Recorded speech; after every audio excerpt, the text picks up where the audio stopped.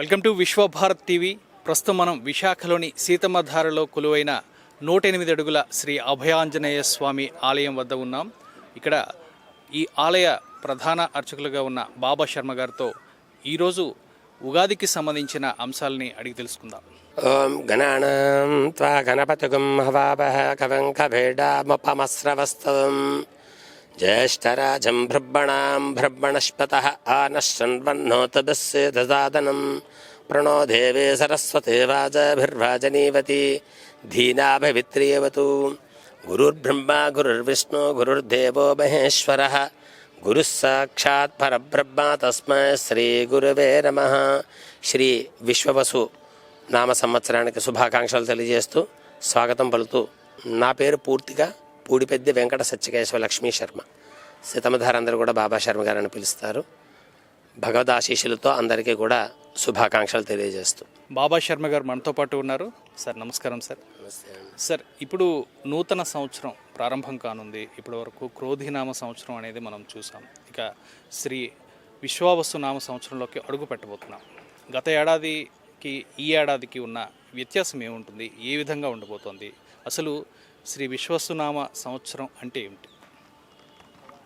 ఇప్పుడు శ్రీ గురుభ్యో నమః. మనం క్రోధినామ సంవత్సరంలో చాలామంది అనేకమైన ఇబ్బందులు, అంటే ఇప్పుడు రానున్న కాలంలో ఏంటంటే దానికంటా మెరుగ్గా ఉంటుందన్నది తెలుస్తున్నది.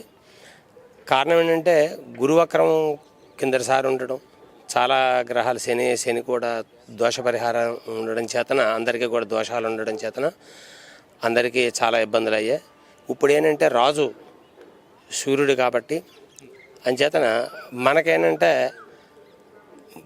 ఎప్పుడైతే మొదటి రాజు అన్నప్పుడు గ్రహాలన్నిటికీ కూడా సూర్యుడే రాజు కాబట్టి పరిపాలన అన్నది చాలా బాగుంటుందన్నది మనకు సూర్యవంశం రాజులు పరిపాలించినప్పుడు కానీ, అలాగే ఈ సూర్యుడు రాజు అవ్వడం చేతన మనకేంటంటే ప్రతి ఒక్కరికి ముందేంటంటే ఆరోగ్య బలం ఎక్కువగా ఉంటుందండి. అనారోగ్యాలు తక్కువగా ఉంటాయి, ఆరోగ్యం బాగుంటుంది.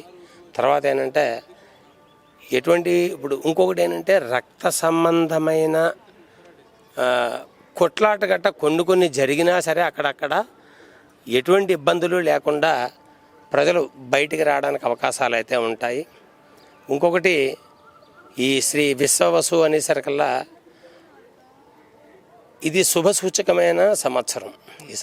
ఈ సంవత్సరంలోని ప్రతి ఒక్కరూ కూడా ఆయురారోగ్యాలతో చక్కగా ఉంటారు.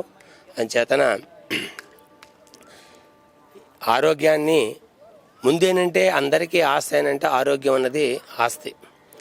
ఈ ఆరోగ్యం ఎక్కువగా బాగుండడం, అందరూ కూడా మంచి సుఖంగా ఉండడం అన్నది ఉంటుంది.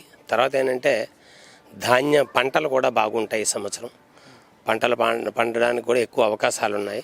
కాకపోతే ఏంటంటే ఎర్రధాన్యాలు రేట్లు పెరిగే అవకాశాలు అయితే ఉన్నాయి.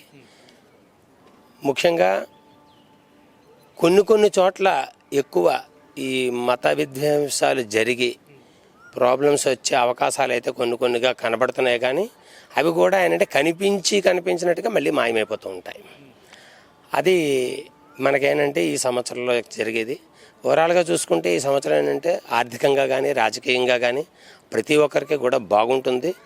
ఉన్న ఈ రాజకీయ పార్టీల్లో పెద్దవాళ్ళు ఎవరైతే ఉన్నారో, అంటే ముందు ఇప్పుడు పరిపాలిస్తున్న పార్టీలన్నిటికీ కూడా సానుకూలతగా ఎక్కువగా ఉంటుంది.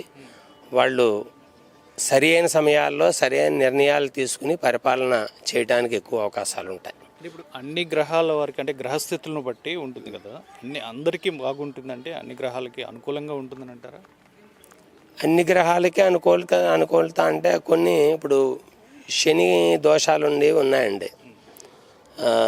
కుంభం మీనం, తర్వాత ఈ ఏలినాడు శని దోషాలు ఉన్న చేతన వాళ్ళకి ప్రాబ్లమ్స్ కొంచెం ఉన్నట్టు కనిపిస్తాయి. కానండి చిన్న గ్రహశాంతులు చేసుకుంటే వాళ్ళకి బాగుంటుంది. ఎందుకంటే రాజు సూర్యుడి చేతన, రాజు ఎప్పుడైతే మొదటి నుంచి కూడా సూర్యుడే రాజు, ఆ రాజు కారణం చేతన, ఆ రాజు కారణం అవడం చేతన ఏంటంటే పరిపాలన దక్షత ఎక్కువగా ఉంటుంది. కాబట్టి అన్ని విధాలుగా ఎలాగ మనకి గ్రహాలు ఇదైనా వాళ్ళ తాలూకా చిన్న శాంతులు చేసుకుంటే వాళ్ళకి బాగుంటుంది. ఈ సంవత్సరం అంటే చివరిలో ఇప్పుడు మనం చూస్తున్నాం భూప్రకంపనలు అనేవి ప్రజెంట్ మనం ఇప్పుడు చూస్తున్నాం. కొన్ని దేశాల్లో చాలా బీభత్సకరంగా ఉంది. ప్రకృతి విపత్తులు ఏ విధంగా అంటే ఏమైనా సంభవించే అవకాశం ఉంటుందంటారా?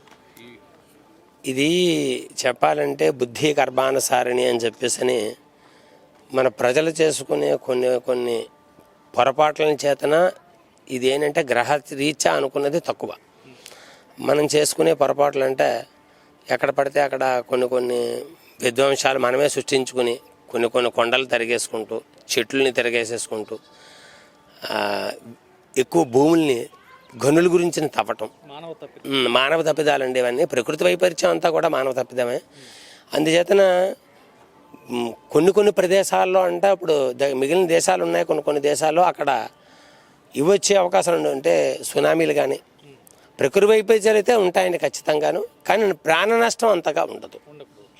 సరే, ఇప్పుడు ఈ నూతన సంవత్సరం ఉగాది నాడు ఏ విధంగా ఉండాలి అంటారు? ఏ విధమైన పూజలు చేస్తే ఫలితాలు ఉంటాయంటారు?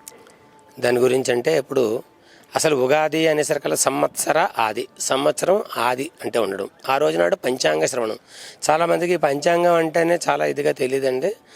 ఇందులోని తిథి వార నక్షత్ర యోగ కరణాలు ఈ 5 కలిపితే పంచాంగం.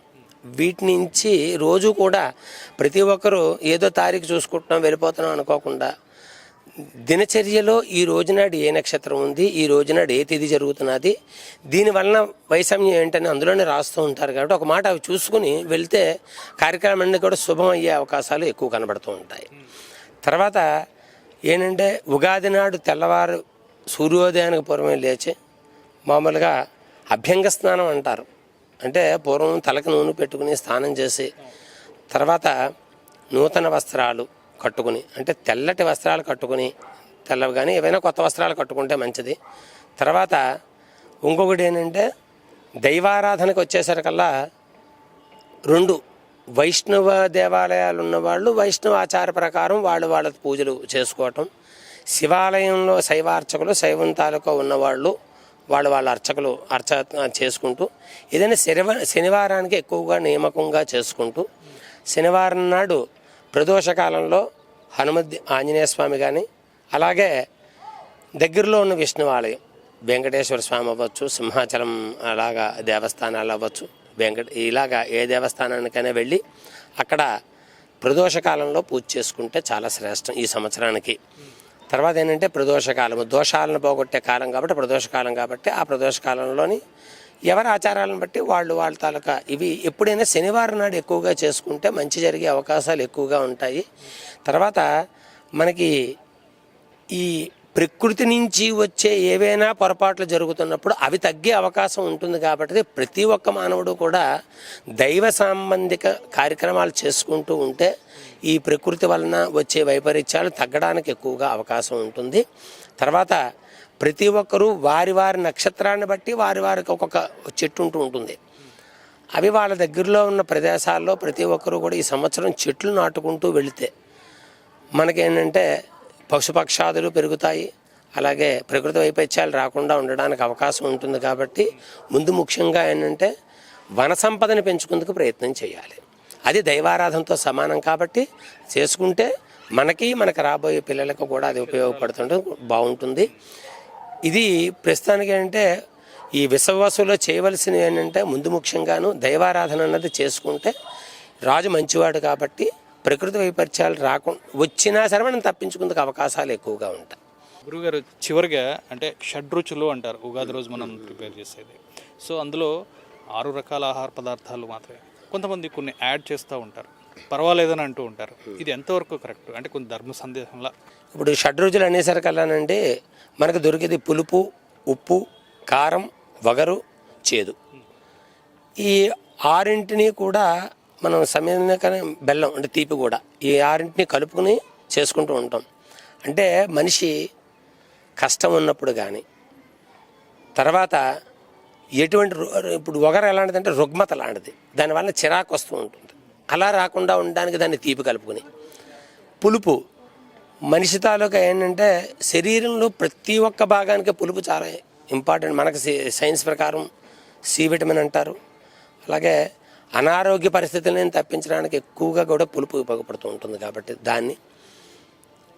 ఇవన్నీ కూడా కలుపుకుని సమపాలనలో ఉప్పుతోని ఇవన్నీ కలుపుకుని తినడం చేతన మనిషి కష్ట నష్టాల్లోని కానీ ఒడిదుడుకుల్లో కానీ ఇన్ని పదార్థాలు ఎలా అయితే కలిసి ఉన్నాయో మన జీవితం కూడా అంత సమ్మేళనకరణం కాబట్టి అవి తగ్గి మనం ప్రతి దాంట్లో ఎలా నడుచుకోవాలన్నది మనకు తెలుస్తుంది. ఇందులో ఏంటంటే ఇష్టానుసారం చెరుకు ముక్కలని, తర్వాత ఏంటంటే ఈ పుట్నాల పప్పు అని, తర్వాత కొబ్బరి ముక్కలని 2 కలుపుతూ ఉంటారండి. ఇవన్నీ ఏంటంటే ఏదో రుచి గురించి కలుపుకోవడం తప్పించి వీటి వలన అయితే ఉపయోగం లేదు. షడ్రుచులు అంటే నేను చెప్పిన ఈ 6 పదార్థాలు మాత్రం ఖచ్చితంగా షడ్రుచులు. అవి మానవుడి తాలూకు జీవితాలన్నీ ఈ కష్ట నష్టాలన్నింటినీ కూడా తొలగించే విధానంగా మనకి మొదటి నుంచి కూడా ప్రతి దాంట్లో నడుచుకునే విధానం గురించి షడ్రుచులను పెట్టారు.